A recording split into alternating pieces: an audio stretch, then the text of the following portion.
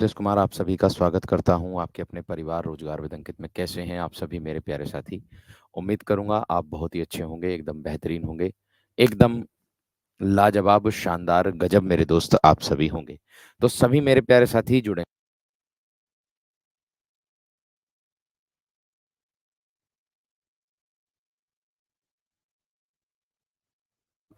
तो प्यारे दोस्त सभी मेरे प्यारे साथी जुड़ेंगे अपनी क्लास के साथ और एकदम बेहतरीन तरीके से अपनी कक्षा को करेंगे। प्यारे दोस्त, हम लोग कर रहे थे अभी हम लोग कर रहे थे अपना भाषा एवं बोली को कर रहे थे। तो भाषा एवं बोली को हम आगे कंटिन्यू करते हैं उसको। उससे पहले मेरे दोस्त मैं आप लोगों को बता दूं कि आज जो है 26 तारीख है। और आज के दिन 26 तारीख में मेरे दोस्त सुबह के 8 बजे से रात के 12 बजे तक, रात के कितने बजे तक, 12 बजे तक सेल लग रही है मेरे दोस्तों इन पुस्तकों पर। तो जिस पुस्तक को आप अगर लेना चाहते हैं तो आप इन पुस्तकों को ले सकते हैं बिना किसी दिक्कत और समस्या के। ठीक है, बिना किसी दिक्कत और समस्या के मेरे दोस्त इस पुस्तक को आप आराम से ले सकते हो। इतनी बात सभी की समझ में आ गई होगी। ठीक है जी, क्लियर हो गई मेरे दोस्त। तो चलिए एक और है, ये है मेरे दोस्त एक और शेल, ये भी अन्य पुस्तकें हैं। ये भी 8 बजे से शाम के मेरे दोस्त आप लोगों को देखने के लिए मिल।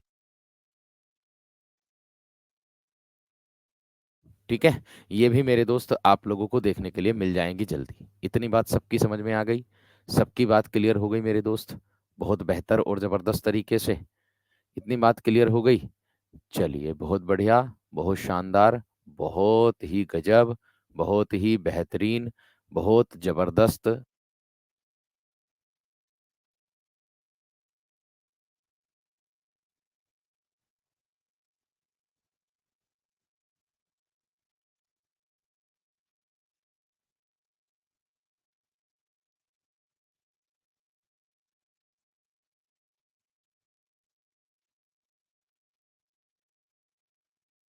तो कैसे हैं आप सभी मेरे प्यारे साथी? उम्मीद करूंगा आप बहुत अच्छे होंगे, एकदम बेहतरीन होंगे।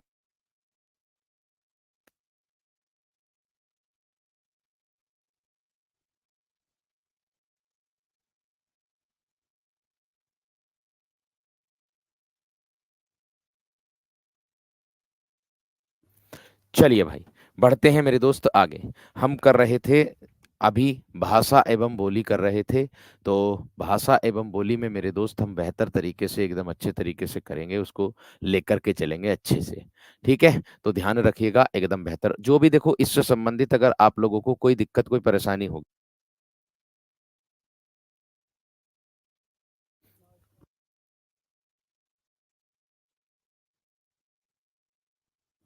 तो देखो प्यारे दोस्तों, अगर कोई किसी प्रकार की जानकारी लेनी है, 98 18 48 91 47, इस नंबर पर आप कॉल कर सकते हो, आपकी समस्या का समाधान हो जाएगा। ठीक है, खरोष्ठी लिपि मेरे दोस्त हम लोगों ने कर ली थी। और खरोष्ठी लिपि करने के बाद मेरे दोस्त हम अच्छे से आगे को बढ़ चुके थे। कल की क्लास नहीं पड़ी है, मुझे सबको पता चल गया है। कल की क्लास शो नहीं हो रही है। वैसे मेरे दोस्तों एप्लीकेशन पे अपलोड तो है, लेकिन वो शो क्यों नहीं हो रही है उस पर टीम काम कर रही है। जल्दी आप लोगों को मिल जाएगी वो कल वाली क्लास। परेशान ना हो कोई भी विद्यार्थी, परेशान ना हो कोई भी विद्यार्थी। ठीक है, तो चलिएगा आगे बढ़ते हैं मेरे दोस्त। हम लोग भारतीय संविधान यानी कि 8वीं अनुसूची में कितनी भाषाएं हैं उसको ध्यान से देखो। मैंने कहा भारतीय संविधान में, भारतीय संविधान, भारतीय संविधान की 8वीं अनुसूची में, 8वीं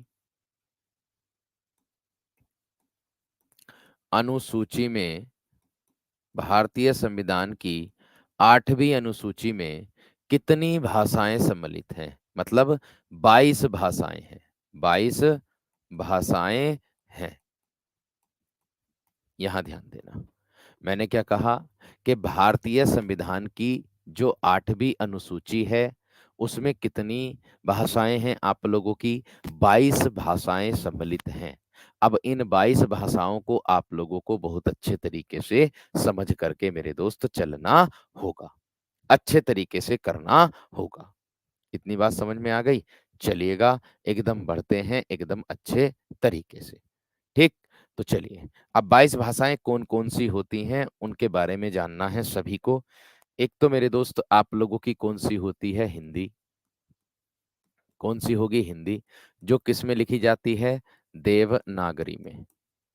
जो किस में लिखी जाती है मेरे दोस्त, आपकी देवनागरी में लिखी जाती है। किस में लिखी जाती है, देवनागरी में मेरे दोस्त लिखी जाती है।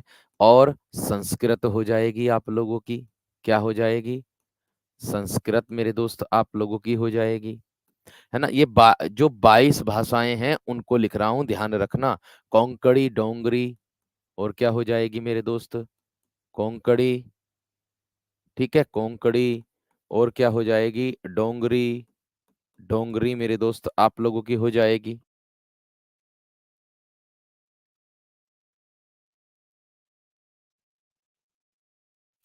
ठीक, डोंगरी हो जाएगी। और मेरे दोस्त आप लोगों की क्या हो जाएगी, नेपाली हो जाएगी, बोडो हो जाएगी, नेपाली हो जाएगी। और क्या हो जाएगी, बोडो हो जाएगी। कौन सी हो जाएगी, बोडो हो जाएगी। 7 नंबर पर मेरे दोस्त आप लोगों की मराठी, कौन सी हो जाएगी, मराठी। 8 नंबर पर हो जाएगी मेरे दोस्त आप लोगों की मैथिली, कौन सी हो जाएगी, मैथिली। ये 22 भाषाएं लिख रहा हूं जो आप लोगों की हैं, ठीक है। बात समझ में आ गई क्या ना, बात समझ, भाई क्रम से ही तो क्लास चल रही, और कौन सा क्रम चाहिए तुम्हें ये बताओ, और कौन सा क्रम चाहिए भाई ये बताओ, कौन सा क्रम चाहिए, और कौन से क्रम। 2 दिन साहित्य बता रखा था, 4 दिन मैंने व्याकरण बता रखा था। अब पहले व्याकरण व्याकरण कराऊंगा तो फिर साहित्य में पीछे रह जाओगे। फिर साहित्य आप लोगों को लास्ट में कराऊंगा तो आपको लगेगा कि बहुत जल्दी जल्दी साहित्य करा रहे हो। अरे आपका ही तो फायदा सोच करके मेरे दोस्त मैं करा रहा हूँ, आपका ही तो मेरे दोस्त आप लोगों का फायदा करा रहा हूँ। कहीं साहित्य, कहीं भैया देखो, अब मंडे से मैंने करा है कि 5 दिन आप लोगों की शुक्रवार तक व्याकरण कराऊंगा, केवल एक दिन शनिवार के दिन आप लोगों का मैं साहित्य कराऊंगा। साहित्य लेकर के इसलिए चलता हूं जिससे आप लोगों का साहित्य होता रहे रेगुलर। भैया साहित्य की क्लास साहित्य में मिलेगी, बाकी व्याकरण की क्लास व्याकरण में मिलेगी। वो टॉपिक तो पहले ही लिखे हुए हैं, जो टॉपिक पहले से हो वो तो आपको देख लेना चाहिए, पहली देख लोगे आप। नवा जो हो जाएगा मेरे दोस्त आप लोगों का संथाली। संथाली ये सब आपके फायदे के लिए कर रहा हूं और किसी के फायदे के नहीं कर रहा हूं, ठीक है। गुजराती, गुजराती, कश्मीरी, गुजराती, कश्मीरी, सिंधी, असमिया, सिंधी, असमिया,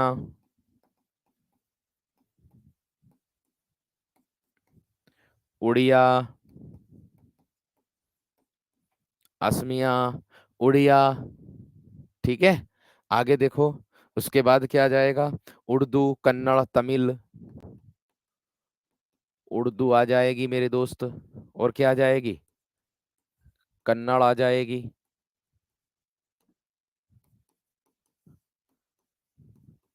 तमिल आ जाएगी, ठीक है। ये आपका ही फायदा है, जिससे जितनी जल्दी हो सके साहित्य धीरे धीरे करके आप लोगों का होता रहता है, ठीक है।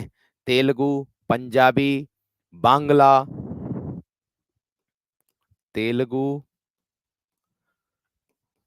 पंजाबी,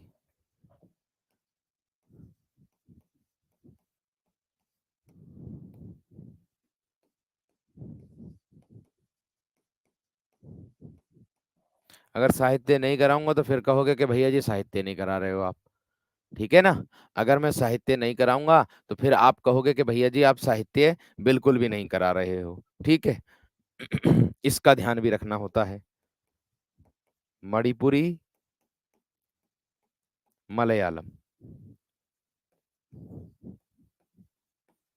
मलयालम, यानी कि ये जो भाषाएं हैं आप लोगों की कितनी हो गई, 22। कितनी हो गई, 22। हिंदी, संस्कृत, कोंकणी, डोंगरी, नेपाली, बोडो, मराठी, मैथिली, संथाली, गुजराती, कश्मीरी, सिंधी, असमिया, उड़िया, उर्दू, कन्नड़, तमिल, तेलुगु, कन्नड़, तमिल, तेलुगु, पंजाबी, बांग्ला, मणिपुरी और मलयालम। ये मेरे दोस्त आप लोगों की कितनी भाषाएं हो गई? ये हैं आपकी 22। वैसे मूल संविधान में जो भाषाएं थी वो मेरे दोस्त आपकी कितनी थी? 14 थी। ठीक है, मूल संविधान में जो भाषाएं थी आपकी वो कितनी थी? 14 थी। आप कहोगे 14 कौन कौन सी थी? ध्यान से करना उसको। अब स्पीड बढ़ा रहा हूं, थोड़ा सा मेंटेन करके चलना सभी विद्यार्थी। ठीक है, मूल संविधान में 14 भाषाएं थी। अगर प्रश्न पूछ लिया जाए कि मूल संविधान में कितनी भाषाएं थी, बाद में जुड़ी ना, बाकी तो कौन सी कब जुड़ी ये भी बताऊंगा। मूल संविधान में 14 भाषाएं थी। मूल संविधान में क्या थी मेरे दोस्त? 14 भाषाएं थी। आप कहोगे कौन सी कब जुड़ी है, ये भी ध्यान में रखना है इस बात को विशेष तरीके से। तो भैया, जो आपकी 21वां संविधान संशोधन हुआ था उस 1967 में, क्या है? 21वां संशोधन।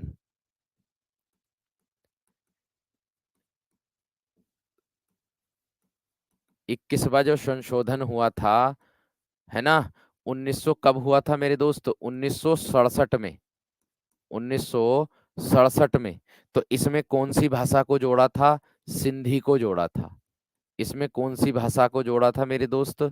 सिंधी को जोड़ा था। ये ध्यान रखो, ये ध्यान रखो, यहाँ ध्यान ना। सिंधी जो है आप लोगों की, ये है ना, इसमें सिंधी भी आ गई। तो सिंधी कब जुड़ी आप लोगों की? वो 21वां संविधान संशोधन जो हुआ था 1967 में सिंधी को जोड़ा था। 71वां संविधान संशोधन हुआ था 1992 में। क्या है अगला प्रश्न?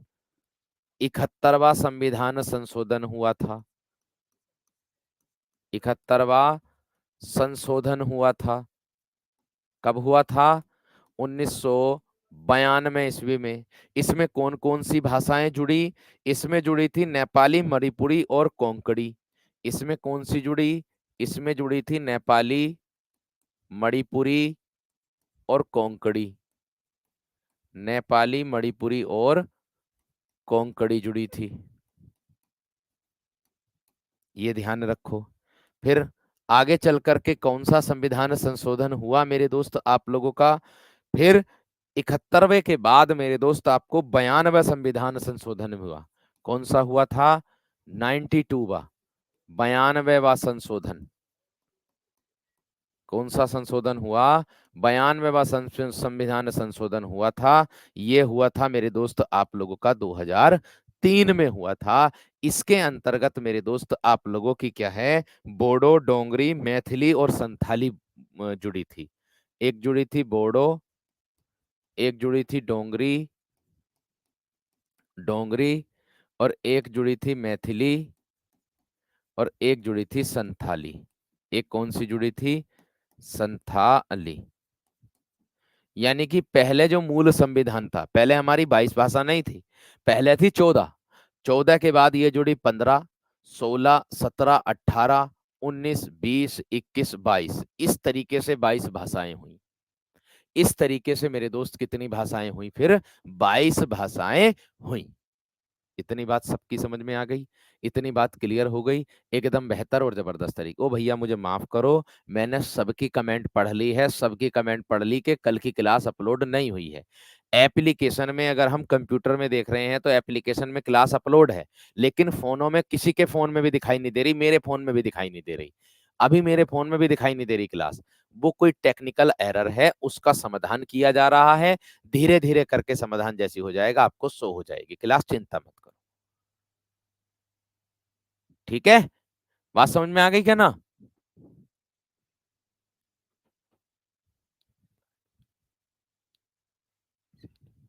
ठीक है ना मेरे दोस्त? क्लियर हो गई? चलिए आगे देखो। ये है तो सही मणिपुरी। अरे ये है तो सही, ये रही मणिपुरी 21वें पे। ठीक है, चलिए आगे देखो। ये तो हो गई मेरे दोस्त आप लोगों की 22 बोली, जो आप लोगों की आती हैं जो इसके अंतर्गत। ठीक है, लेकिन आपको बता दूं कुछ महत्वपूर्ण बातें भी इससे संबंधित आप लोगों को जानकारी होनी चाहिए।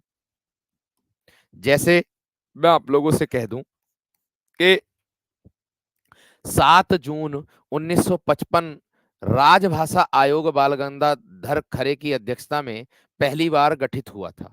क्या है? एक मुख्य प्रश्न है आप लोगों का। 7 जून 1955। राजभाषा आयोग क्या है? राजभाषा आयोग। राजभाषा आयोग, मैंने कहा 7 जून 1955 में राजभाषा आयोग बाल गंगाधर, बाल गंगाधर खरे की अध्यक्षता में, बाल गंगाधर खरे की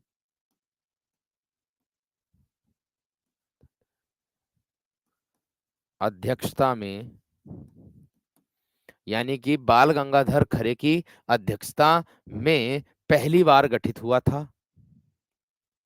क्या हुआ? पहली बार गठित हुआ।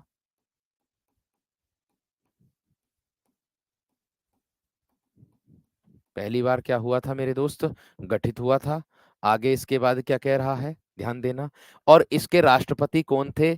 तब इसमें मेरे दोस्त राष्ट्रपति क्या थे, है ना? मैंने क्या कहा, तब इसके राष्ट्रपति जो थे आप लोगों के, वो राष्ट्रपति थे आप लोगों के कौन? जब ये गठित हुआ था तब मेरे दोस्त राष्ट्रपति जो दर्शाए जा रहे थे वो थे आपके डॉक्टर राजेंद्र प्रसाद। कौन थे? डॉक्टर राजेंद्र प्रसाद। जब ये मेरे दोस्त अध्यक्षता की खरे की में जो राजभाषा आयोग का गठन हुआ था तब राष्ट्रपति डॉक्टर राजेंद्र प्रसाद थे।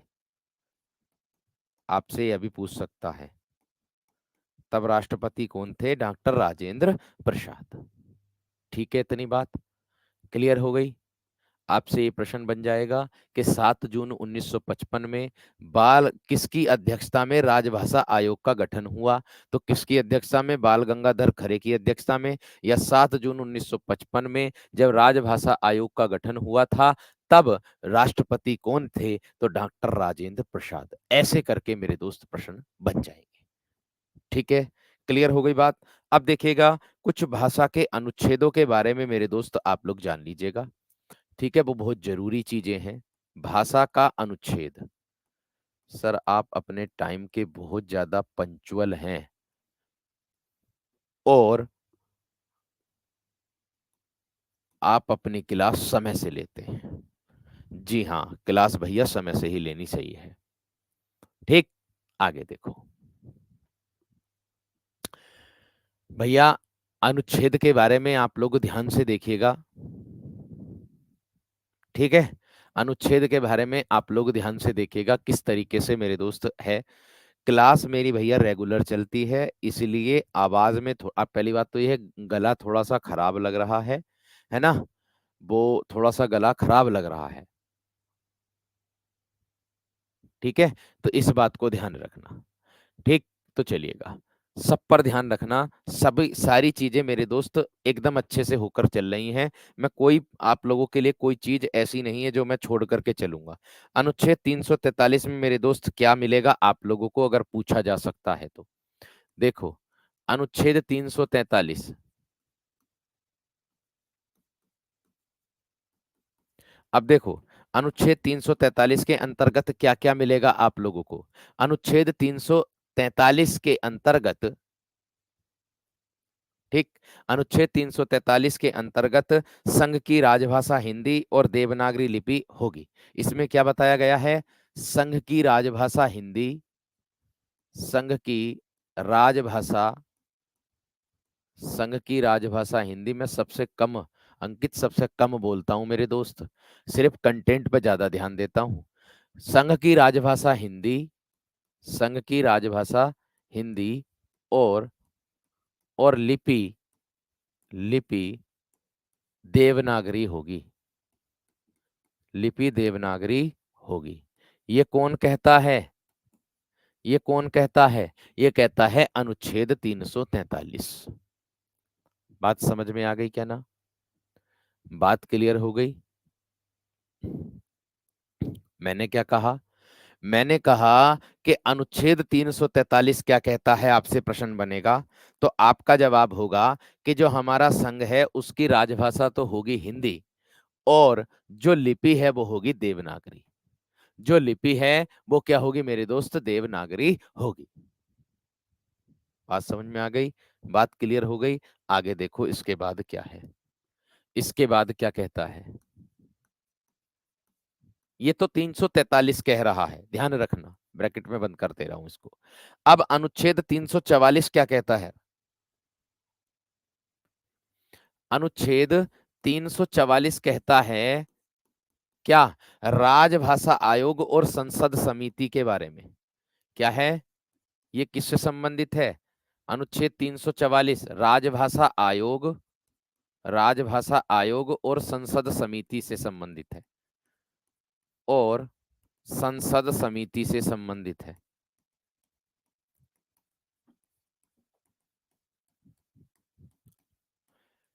राजभाषा आयोग और संसद समिति से संबंधित है कौन सा मेरे दोस्त, आपका अनुच्छेद 344। अनुच्छेद 345 कहता है इसका संबंध किससे है, राज्य की राजभाषा से। अनुच्छेद 345 का संबंध है राज्य की राजभाषा से, या राज्य की राजभाषा से संबंध है। यानी कि अनुच्छेद 343 राज्य की राजभाषा के रूप में दर्शाता है। ठीक है, आगे देखो क्या कह रहा है। आगे अनुच्छेद 346 क्या कहता है। अनुच्छेद 346 क्या कहता है, ये कहता है कि जो एक राज्य है, एक राज्य या दूसरे राज्य के बीच में पत्राचार की भाषा होनी चाहिए। ये क्या कहता है, एक राज्य, ये कहता है एक राज्य या दूसरे राज्य के बीच, है ना, पत्राचार की भाषा। एक राज्य, एक राज्य या दूसरे राज्य के बीच, दूसरे राज्य के बीच पत्राचार की भाषा, पत्राचार की भाषा। यानी कि एक राज्य या फिर दूसरे राज्य के बीच में क्या होनी चाहिए, पत्राचार की भाषा होनी चाहिए। इसमें यह कहा जाता है, इसमें क्या कहा जाता है, इसमें यह कहा जाता है जो राज्य और केंद्र के बीच में पत्राचार की भाषा को दर्शाता। या तो दूसरे राज्य से कह सकते हो, या ऐसे भी कह सकते हो जो राज्य या केंद्र के, राज्य या केंद्र के बीच, केंद्र के बीच पत्राचार की भाषा, दोनों में से एक विकल्प में मिल जाएगा, दोनों में से एक ही विकल्प में मिल जाएगा।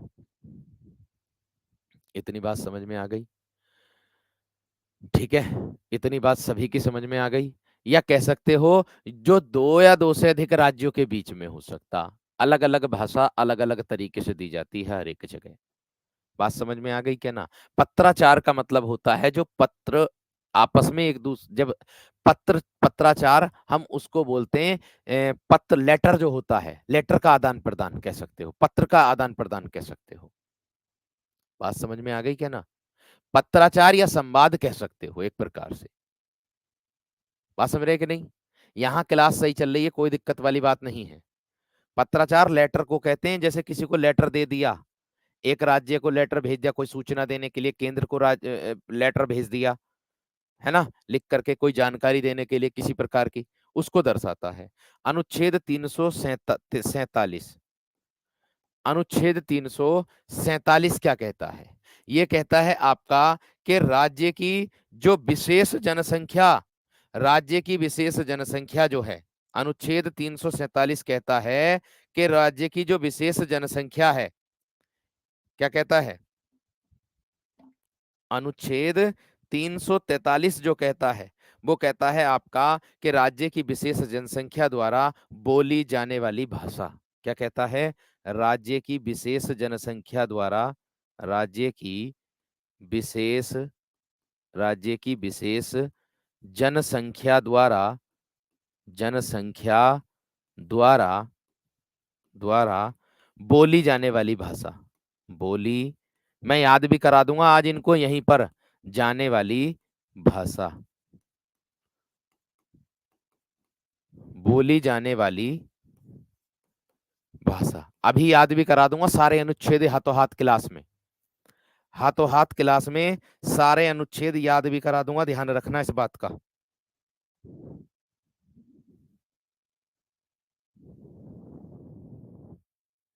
ठीक है ना, सारे अनुच्छेद याद भी करा दूंगा, देखो क्या कहता आगे। इसके बाद दोहरवाऊंगा मैं, दोहरवा दूंगा ये, ठीक है, दोहरवा दूंगा मैं। आगे इसका मतलब होगा अनुच्छेद 348, अनुच्छेद और 348 जो क्या कहता है, ये कहता है हाई कोर्ट, हाई कोर्ट जानते हैं, हाई कोर्ट और मेरे दोस्त सुप्रीम कोर्ट की भाषा का संबंध है। अनुच्छेद 348 से किसका संबंध है, हाई कोर्ट और, हाई कोर्ट और सुप्रीम कोर्ट की भाषा का संबंध, सुप्रीम कोर्ट की भाषा से संबंधित है। हाई कोर्ट और किससे है मेरे दोस्त, सुप्रीम कोर्ट की भाषा से संबंधित है, ये जो दर्शाता है। सर आपका कंटेंट बहुत अच्छा है, इतनी बात समझ में आ गई क्या ना, इतनी बात क्लियर हो गई। विनय मेरे दोस्त मेरे वीर, कहना बहुत आसान है लेकिन करना बहुत मुश्किल है। एक एक चीज ऐसी होती, पूरी चीजों को याद रखना पड़ता। अगर कोई चीज भूल जाते हैं ना, तो मेरे दोस्त फिर आप ही कह दोगे कि भैया जी आपने ये तो हमें कराया ही नहीं है ना, इस तरीके से आ जाता। ठीक है ना, आगे देखो मेरे दोस्त, इसके बाद और क्या देखने के लिए मिलेगा आप लोगों को, या जैसे मैं कह दूं अनुच्छेद 351 आता है, उसमें क्या मिलेगा मेरे वीरों, अनुच्छेद मैं अभी याद करवाऊंगा इनको। अनुच्छेद 351 ये किसको दर्शाता है, ये दर्शाता है हिंदी के पत्राचार की भाषा। अर्थात मैं कह दूं आप लोगों से, पत्राचार सॉरी पत्राचार बोला गया, प्रचार प्रसार की भाषा। मैं कह दूं आप लोगों से कि हिंदी भाषा के प्रचार प्रसार के निर्देश इसके अंतर्गत आते हैं। हिंदी भाषा के, हिंदी भाषा के, हिंदी भाषा के प्रचार प्रसार के निर्देश, प्रचार प्रसार के निर्देश ये इसके अंतर्गत आते हैं। इतनी बात बताओ समझ में आ गई है ना, इतनी बात बताओ मेरे वीर समझ में आ गई है ना, एक बार थम्स अप करके बता दो जल्दी से।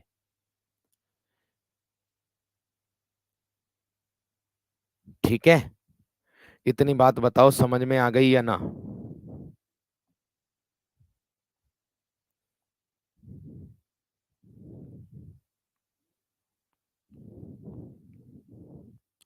इतनी बात बताओ मेरे दोस्त समझ में आ गई है ना।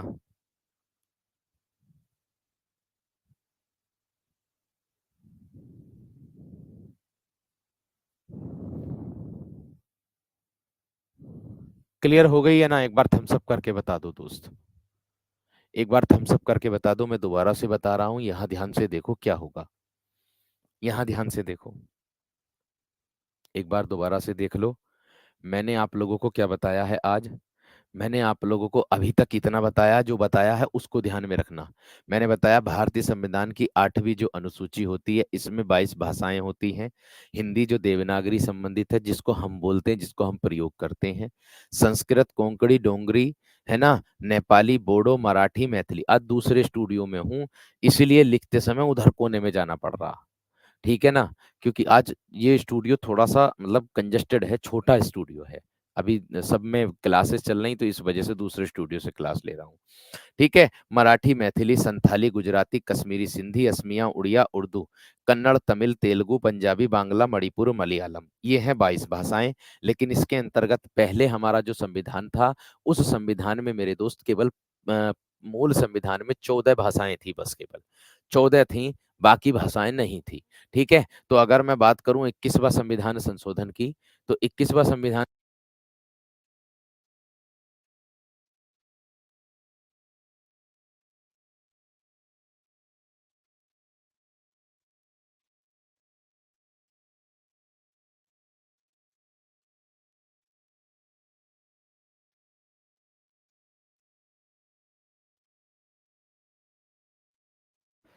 21वां जो संविधान संशोधन है वो 1967 ईस्वी में सिंधी में, 71वां संविधान संशोधन 1992 में नेपाली मणिपुरी कोंकणी होता है। 92वां जो संविधान संशोधन होता है 2003 में हुआ बोडो डोंगरी मैथिली में संथाली। और 7 जून 1955 ईस्वी में राजभाषा आयोग का गठन हुआ था, जिसकी अध्यक्षता जो की थी बाल गंगाधर खरे ने की थी, जब राष्ट्रपति डॉक्टर राजेंद्र प्रसाद, मेरे दोस्त कौन थे, राजेंद्र प्रसाद थे। ठीक है जी, आगे इसके बाद मैंने कहा आप लोगों से अनुच्छेद 343 क्या कहता है। ठीक है, इसको ध्यान में रखना। अभी तो है सेल, 1 मिनट सेल चेंज कर लूं।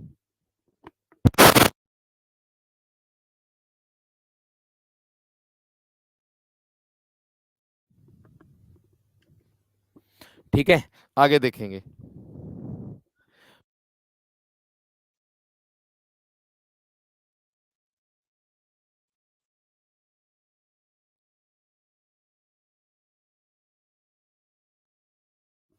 देखो, अगर मैं बात करता हूं 43 की, तो संघ की राजभाषा हिंदी और देवनागरी लिपि इससे संबंधित है।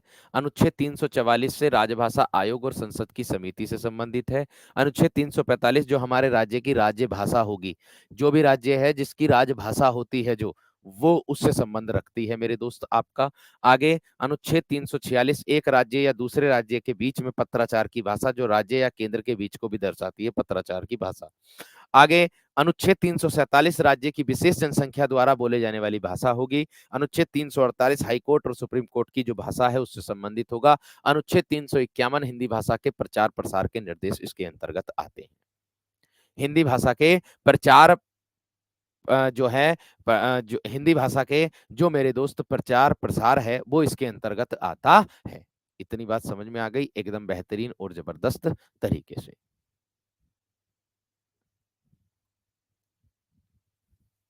ठीक, चलिए आगे देखो।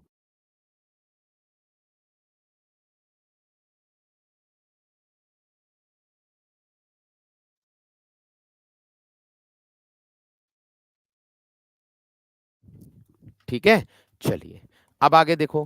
कुछ बच्चे कह रहे हैं कि भैया अनुच्छेद 349 भी बता दो, तो लो भैया, अनुच्छेद 349 के बारे में भी समझ लो क्या कहता है, जब आई कह रहे हो तो। अनुच्छेद 349 जो कहता है आप लोगों का, मेरे दोस्त, वो कहता है क्या, हिंदी का विकास किस में आता है। भैया सब कुछ आ जाएगा, चिंता मत करो, सारी चीजें आ जाएंगी, चिंता मत करो। ठीक है, देखो अनुच्छेद 349 जो कहता है वो क्या कहता है आप लोगों का, वो कहता है मेरे दोस्त, विशेष तरीके से ध्यान रखना। हाँ, देखो ये कहता है कि भारतीय संविधान का जो अनुच्छेद 349 है, ये बताता है कि राजभाषा से जुड़े प्रावधानों में संशोधन की प्रक्रिया और शर्तों को स्पष्ट करता है। देखो मैं लिख देता हूं, ध्यान से समझो क्या है। राजभाषा से राजभाषा से जो जुड़े प्रावधानों में संशोधन की प्रक्रिया है, राजभाषा से जुड़े जुड़े प्रावधानों में प्रावधानों में संशोधन संशोधन की प्रक्रिया, संशोधन की क्या है मेरे दोस्त, प्रक्रिया और शर्तों को स्पष्ट करता है। प्रक्रिया और शर्तों को स्पष्ट करता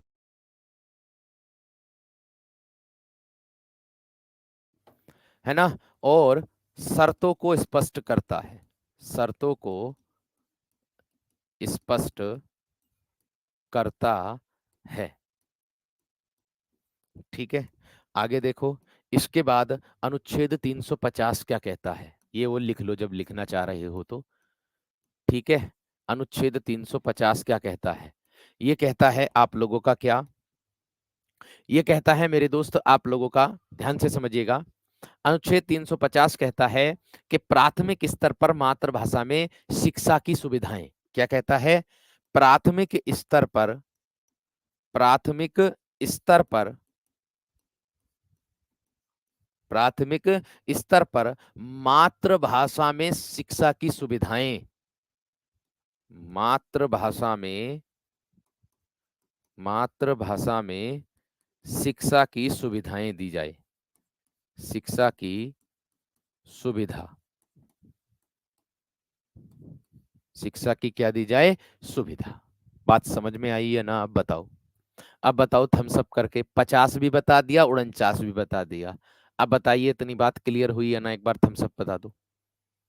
कल वाली पीडीएफ क्लास आ जाएगी, चिंता मत करो। ठीक है, इतनी बात या ना? समझ में आ गई है ना?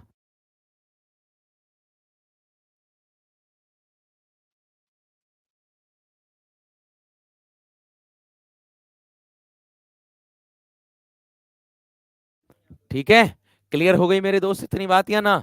चलिए, अब देखो मेरे दोस्त किसको दर्शाता है, अब ध्यान से एकदम समझना है।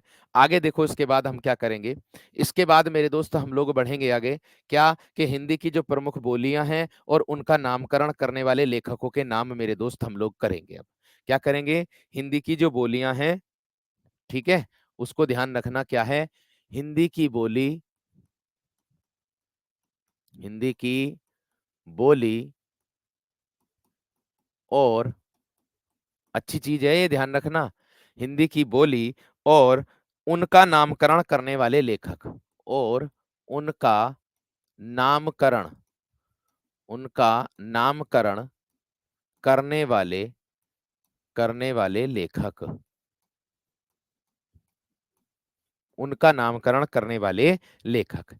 एक तरफ मेरे दोस्त मैं लिखूंगा बोली, और एक तरफ लिखूंगा मेरे दोस्त आप लोगों के लिए जो आपको मैंने बताया है। ठीक है, इतनी बात सबकी समझ में आ रही होगी?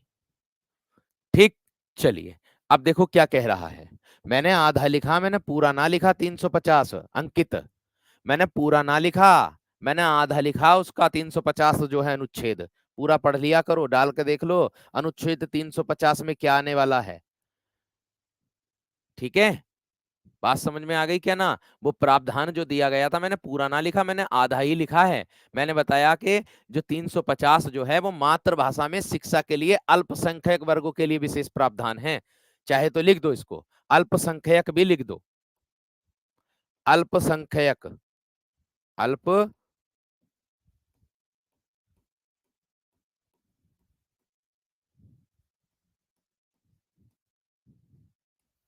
अल्पसंख्यक के लिए था। किसके लिए था? जो अल्पसंख्यक है उसके लिए था। ये बात का ध्यान रखना। ठीक है, चिंता मत करो, अल्पसंख्यक के लिए था।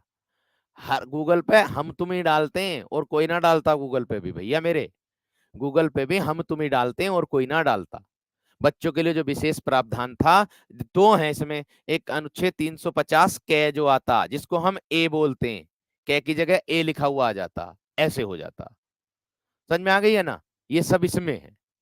तो परेशान मत हो भैया, कोई चीज अगर गलत होगी तो मैं उसको स्वीकार लूंगा, क्लास होने के बाद भी अगर स्वीकार लूंगा तो मैं बता दूंगा। समझ में आ गई क्या ना? चिंता मत करो दोस्त। चलो आगे देखो, अब ये है हिंदी की बोली और उनका नामकरण जो है, इसके लिए मेरे दोस्त आप लोगों के लिए आता है, उसको क्या कहें? ठीक, उसको क्या कहते हैं, यहां ध्यान देना मेरे दोस्त आप लोगों का, किस तरीके से हम उस लोग उसको करेंगे। जैसे खड़ी बोली है, जैसे क्या आता है सबसे पहले, खड़ी बोली। खड़ी बोली को खड़ी बोली किसने कहा, बताओ?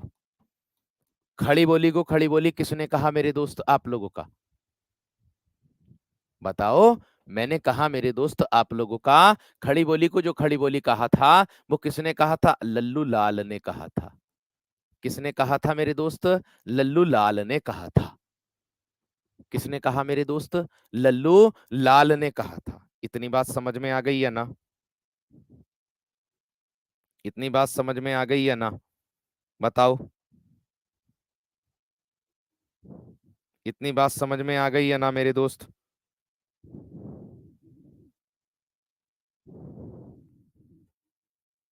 देखो कुछ बच्चे ऐसे होते हैं कि अगर गूगल पर कोई चीज अलग मिल गई ना थोड़ी सी, और मैंने लिखा दी थोड़ी सी, हो सकता है वो टीप लिखा दी हो, गूगल पर अलग मिल गई, अना गलत लिखा दिया। गूगल इनके लिए भगवान है। ये नहीं समझते कि गूगल भी हम जैसे गूगल की साइटों पर भी हम जैसे ही लोग डालते हैं।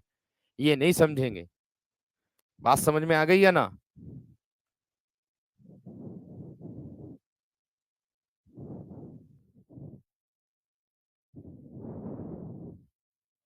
ठीक है। मैंने जो बताया वो 350 ए के बारे में बताया। ये जो बताया देखो, एक अल्पसंख्यक के लिए बताया कि भाषाई अल्पसंख्यकों के बच्चों को प्राथमिक स्तर पर जो है मातृभाषा की शिक्षा की सुविधा प्रदान करने का के लिए राज्यों को प्रयास करने का निर्देश करता है। जो शिक्षा की सुविधा है उसका प्रयास करने का निर्देश करता है। सही तो है ये? अब बताओ क्या है? अब बताओ क्या है ये? अल्पसंख्यक लिख तो दिया 350 के। और 350 वी जो होता है, इसमें आता है जो अल्पसंख्यक होते हैं राष्ट्रपतियों द्वारा एक विशेष अधिकारी की नियुक्ति की जो है प्रावधान करता, एक विशेष अधिकारी की नियुक्ति की प्रावधान करता, उसको दर्शाता है। दोस्त ऐसी कोई बात ना अंकित मेरे शेर, आगे बढ़ो। देखो ये लल्लू लाल हो गया। आपसे इतना ही प्रश्न पूछा जाएगा, बस इतना ही, बस इतना ही प्रश्न ये आएगा कि खड़ी बोली जो है ये का नामकरण किसने किया? लल्लू लाल। इनकी एक रचना भी है मेरे दोस्त, वो कौन सी आती है? वो है मेरे दोस्त आप लोगों की प्रेम सागर। कौन सी रचना आती है इनकी? प्रेम सागर। इतनी बात समझ में आ गई है ना? इतनी बात सबकी समझ में आ गई है ना? क्लियर हो गई है ना? आगे देखो इसके बाद, कोरबी। कोरबी को किसने बताया? कोरबी क्या है? आपकी खड़ी बोली होती है। कोरबी जो नाम दिया है वो मेरे दोस्त किसने दिया है? वो भोलानाथ तिवारी ने दिया है। किसने दिया? भोलानाथ तिवारी।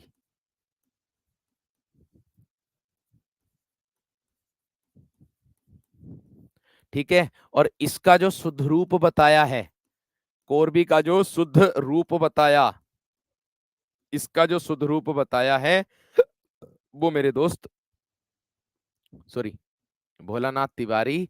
और एक ही नाम है उसका, नाम दूसरा है राहुल सांकृत्यायन। क्या नाम है? राहुल सांकृत्यायन। ये दो थे इसके, ये दो थे। कोरबी कहने वाले कौन थे? एक राहुल सांकृत्यायन थे, एक थे मेरे दोस्त भोलानाथ तिवारी। एक कौन थे? भोलानाथ तिवारी, और एक थे राहुल सांकृत्यायन। आगे देखो इसके बाद क्या है। कोरबी के बाद ये बढ़िया बढ़िया बढ़िया चीजें हैं। बिहारी कहा था जॉर्ज ग्रियर्सन ने। बिहारी किसने कहा? बिहारी नाम किसने दिया? नामकरण जो था वो जॉर्ज ग्रियर्सन ने दिया, जिसने क्या लिखा है? The modern vernacular literature of Hindustan लिखा है। ठीक है। बात समझ में आ गई क्या ना? मैंने क्या कहा? जो आप लोगों को मैं बता दूं कि the modern vernacular literature of Hindustan इन्होंने ही लिखा था। बात समझ में आ गई क्या ना? जॉर्ज ग्रियर्सन ने ही लिखा था। बात समझे? क्लियर है? चलिए आगे देखो। इसके बाद, बिहारी के बाद मेरे दोस्त राजस्थानी आता है। ठीक है। राजस्थानी को भी कहने वाले कौन थे? जॉर्ज ग्रियर्सन ही थे। राजस्थानी, इनको भी नामकरण किसने दिया? ये भी जॉर्ज ग्रियर्सन ने ही दिया।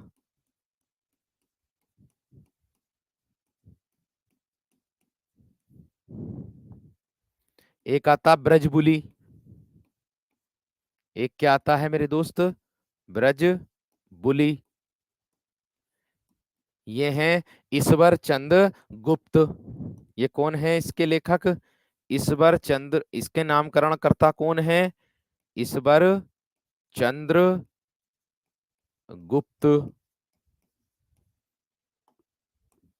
ईश्वर चंद्र गुप्त। पुरस्कार भी कराऊंगा, चिंता मत करो, सब चीज कराऊंगा, सब चीज कराऊंगा, चिंता मत करो, बेफिक्र रहो। सर मैं माफी मांगता हूं, सॉरी, अंकित कौशिक। मेरे भैया देखो, एक बात बताऊं आप लोगों को, मैं बता दूं, मैं अब इस प्लेटफॉर्म के सामने ही खड़ा होकर के कह रहा हूं, मैं अपने आप को विद्वान अब भी नहीं बताता, कल भी नहीं बताने का, परसों भी नहीं बताने का। गलती हर किसी से होती है, लेकिन इतना ध्यान रखा करो कि अगर मैं कोई चीज लिखा रहा हूं, हो सकता है मैं अंदर जाकर के उसकी अंदर की मेन लाइन निकाल करके लेकर के आया हूं। ऐसा भी तो हो सकता है मेरे वीर, ऐसा भी तो हो सकता। अब मैं भी आपको ज्ञान कहां से दे रहा हूं? पुस्तक से। अब मैं एक पुस्तक से तो दे नहीं रहा हूंगा, मैं भी कहीं ना कहीं अनेक पुस्तकों का सहारा ले रहा हूंगा। बिल्कुल ले रहा हूं भैया, इसमें कोई दो राय वाली बात नहीं है। क्यों? क्योंकि मुझे ये डर है कि आपकी परीक्षा में हिंदी बाहर ना चली जाए, आपको ये डर है कि कहीं भैया जो करा रहे हैं हमसे कुछ छूट ना जाए। तो प्लीज मेरे दोस्तों, मैं जो आपके लिए कराता हूं वो बेस्ट ही लेकर के आता हूं। विनायक 2 पॉइंट वाले, जीरो वाले जो बच्चे हैं, वो मुझे भली भांति तरीके से जानते हैं, उनके लिए मैंने कितनी मेहनत की थी। उनको तो मैंने साहित्य सबसे अंत में कराया था, बल्कि मैं तो आपको सातों सात लेकर के चल रहा हूं, क्योंकि मैं यही उनके उनके बताए हुए मार्ग पर चल रहा हूं। क्योंकि उन्होंने ये मुझसे बोला था पहले भी कि मुझे जो चीज चाहिए आप कहीं भी प्लेटफॉर्म पर मेरे दोस्त कंटेंट मिला करके देख लेना, फिर उसके बाद बात कर लेना कि हाँ भैया जी, आपका जो हिंदी का कंटेंट है दूसरे के कंटेंट से धरती आसमान का अंतर मिल रहा, बता देना। तब कहना मुझे कि हाँ भैया जी बहुत है। और बिलोक में भैया किसी विद्यार्थी को कराता नहीं हूं, ये बात का ध्यान रखना। ये मेरा पहले से ही रूल होता। अगर कोई किसी को गलत बोलेगा तो मैं तो ये सोचूंगा हो सके भैया अपने आप को ही गलत बोल रहा हो। चलो, मेरी बुक अभी अंकित मेरे दोस्त थोड़ा समय लगेगा मेरे वीर, थोड़ा समय लगेगा, मैं उस पर प्रयास कर रहा हूं, है ना, मैं उस पर प्रयास कर रहा हूं वीर। ठीक है ना, परेशान ना हो कोई भी। ठीक है, चलो, चलिए आगे देखो मेरे दोस्त, अगला प्रश्न क्या कह रहा है। ये है मेरे दोस्त, हिंदी की जो बोलियां हैं वो और उनके नामकरण। ये ऐसे आएगा कि जो खड़ी बोली है इसका नामकरण किसने कहा? सर्वप्रथम खड़ी बोली को नामकरण के खड़ी बोली कहने वाले कौन थे? तो लल्लू लाल, जिसके लेखक, जिसकी रचना प्रेम सागर है। इस तरीके से आएगा ये वाला प्रश्न। ठीक है ना भैया? चलिए, आवाज भी ना निकल रही मेरी, ये तो थोड़ा सा कर ले करो भैया, मुझे नींद भी पूरी ना मिल रही है। नींद पूरी मिलती तो कोई बात ही ना थी। ये समझ लो कि जितना अब आप समझ सकते हो, मेरा दिल जान सकता कि कितना मेरे दोस्त आप लोगों के लिए मेहनत चल रही है। ये मेरे दोस्त रेमंड हो जाएगा आप लोगों का, रेमंड हो जाएगा। अरे जो चीज मैं खोज करके आप लोगों के लिए लेकर के आता हूं उसमें आपका ही तो फायदा है, आपका समय बचता। देखो, टीचर का कर्तव्य क्या होता है? टीचर का कर्तव्य यह होता है कि कम समय में ज्यादा अधिक जानकारी देने का, कम समय में ज्यादा अधिक जानकारी देने का मेरे दोस्त समय रहता है। ठीक है ना, इसीलिए मैं आपसे कह रहा हूं, बाकी और कोई बात नहीं है। ठीक है भैया, हाँ जी, मैंने कहा मैथिली की बात, तो कोल, कोल बुर्क हो जाएगा। क्या हो जाएगा? कोल बुर्क हो जाएगा। और आगे दिया है मेरे दोस्त आप लोगों का जो है, एक आता है डिंगल, ये आता है डिंगल, इसके आते हैं बांके लाल। इसके आते हैं कौन? बांकी लाल। कौन आते हैं जी डिंगल के? बांकी लाल। ठीक है, इतनी बात समझ में आ गई? इतनी बात क्लियर हो गई है ना? है, इतनी बात क्लियर हो गई है ना? ठीक है, समझ में आ गई है ना? ये बताओ, क्लियर हो गई है ना? चलिए आगे देखो, इसके बाद क्या दे रखा है। ठीक है भैया, उसका अखिलेश मेरे दोस्त, अगर उसका छठा संस्करण पढ़ोगे ना, तो छठे संस्करण में आप लोगों को मिलेगा लल्लू लाल लिखा हुआ। अगर उसका छठा संस्करण पढ़ोगे अखिलेश मेरे दोस्त, तो आपको लल्लू लाल मिलेगा।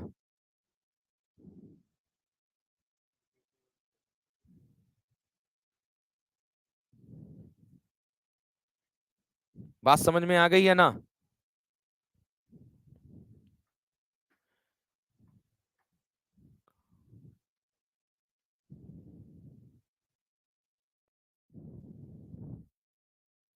ठीक है, क्योंकि हर एक विद्वानों ने इसका नाम अलग अलग करके दिया है। ठीक है, क्योंकि लल्लू लाल ने अपनी कृति में प्रेम सागर में खड़ी बोली का प्रयोग सबसे पहले किया है, इसलिए मैंने इसको बताया है। ठीक है वीर?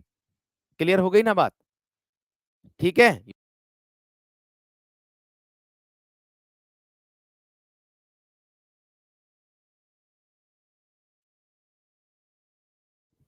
देखो, ठीक है?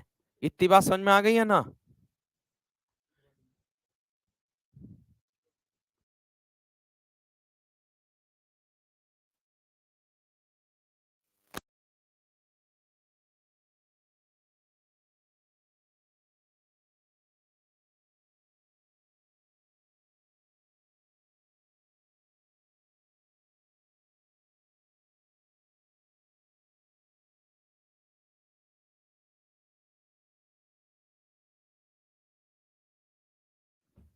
ठीक है? तो प्यारे दोस्तों, ये थी और हाँ, ये देखो आप लोगों के लिए ये खड़ी बोली और उसके नामकरण था। और अब देखो उत्तर प्रदेश की जो बोलियां हैं इसका डायग्राम देख लीजिएगा। किस तरीके से मेरे दोस्तों ये डायग्राम बनता है, आप लोगों को मैं बता देता हूँ।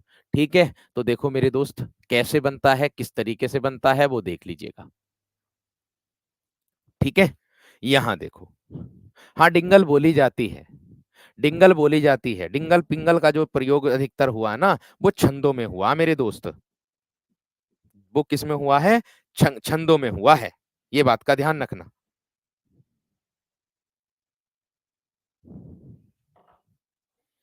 ठीक है? छंदों में हुआ मेरे दोस्त, इसका नामकरण हुआ। अब देख सकते हो उत्तर प्रदेश की बोलियां, ब्रजभाषा, भरतपुरी, कहाँ कहाँ क्या क्या आती है। कहाँ मतलब ब्रजभाषा जो है इसका नाम क्या क्या है मेरे दोस्तों, और अन्य नाम के नाम से कौन कौन सी जानी जाती है। ठीक है? जैसे बुंदेली है, ये बनाफरी के नाम से जानी जाती है। हालांकि मैं आपको लिखा चुका हूं एक बार में। मैंने कहा कि मेरे दोस्त मैं आप लोगों को लिखा चुका हूं एक बार, एक हाथ से भी लिखा चुका हूं, और मेरे दोस्त मैं ये आपको डायग्राम के तौर पर भी दिखा रहा हूं, देख सकते हो। इस तरीके से, इस तरीके से मेरे दोस्त। ठीक है ना? क्लियर हो गई बात अब सबकी? ठीक है ना? चलिए, पिंगल का जो प्रयोग होता है वो संस्कृत भाषा में अधिकतर प्रयोग इसमें देखने के लिए मिला है। ठीक, ये सब मैं आप लोगों को वन लाइनर में लिखा चुका हूं। ये सब मैं आप लोगों को वन लाइनर में लिखा चुका हूं, लेकिन मैं यहाँ डायग्राम के तौर पर भी ले आया था आप लोगों के लिए। अगर किसी वजह से पूछ लिया जाए तो आपको ध्यान रखना होगा। ठीक है भैया जी। चलिए, बहुत अच्छी बात है, बहुत और बढ़िया बात लगी। और आप लोगों का साथ ऐसे ही बना रहे, और आप लोग मेरे दोस्त, मैं इतना बताता हूं, बस इतनी ज्यादा बड़ी बात तो मैं नहीं कहूंगा, कि आप लोगों के विश्वास पर मैं बहुत एकदम बेहतर तरीके से खरा उतरूंगा। और इतना मैं बता रहा हूं, कल मैंने आपके लिए एक क्विज भी लगाया है जो 1 बजे आप लोगों को ओपन हो जाएगा, फिर उसके बाद आप कभी भी देख सकते हो उसको, कभी भी क्विज को दे सकते हो। जहां बैच जैसे रीजनिंग का मिलता है ना, सेम ऐसे ही उसी फोल्डर में हिंदी का मिलेगा आपको। उसी फोल्डर में हिंदी का मिलेगा जैसे रीजनिंग का मिलता। तो ध्यान रखना और अच्छे से अपनी तैयारी करते रहो। और जो विद्यार्थी मेरे दोस्त यूपीएसआई से संबंधित कोई भी पुस्तक लेना चाहते हैं, तो मेरे दोस्त ये रहा आप लोगों के सामने पुस्तकों का पिटारा, जो कि रात के 12 बजे तक आप लोग ले सकते हो इसको। ठीक है?